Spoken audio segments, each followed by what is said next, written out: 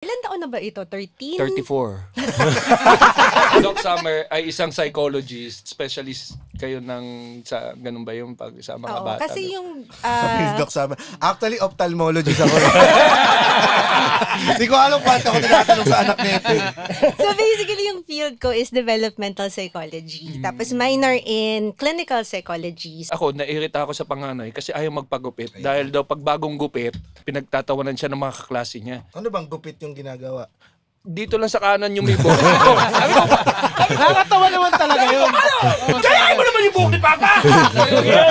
Paano mo masabi na ano tayo kung iba yung buhok mo? Gaano man ako naiirita minsan sa mga diskarte ng mga anak ko. Natutunan ko na wag mong kalabanin. Maingat ako na wag i-invalidate yung kung ano man yung nararamdaman nila. Gaano man siya kababaw. Siya na yung pinag-set ko ng time. Ayaw pa rin. Ayaw pa rin. Tapos yung doon na siya nagsabi na excuse na pagtatawanan ako. Pero malamang pinagdaanan nyo rin yun di ba? Pagka nagpapagupit tayo dati, di ba? Asaran din yun. Wow, gano'n, no? Buhay pa ba yung naggupit sa'yo? Gano'n. Di ba? Parang Si JB hanggang ngayon sinasabi.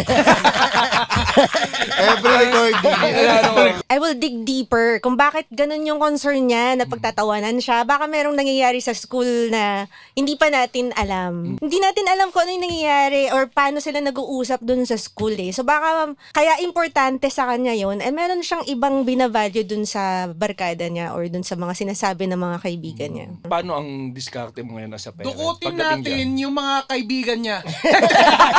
Nandun sila sa sasabihin ng kaibigan nila, sasabihin ng social media, tapos din meron sasabihin yung parent na pang pero mas nag-weigh yung sasabihin ng mga tao sa labas. Oo. Ilan taon na ba ito? 13? 34. Wala pa siyang Facebook! Ikaw, ba't nasa high school ka pa rin?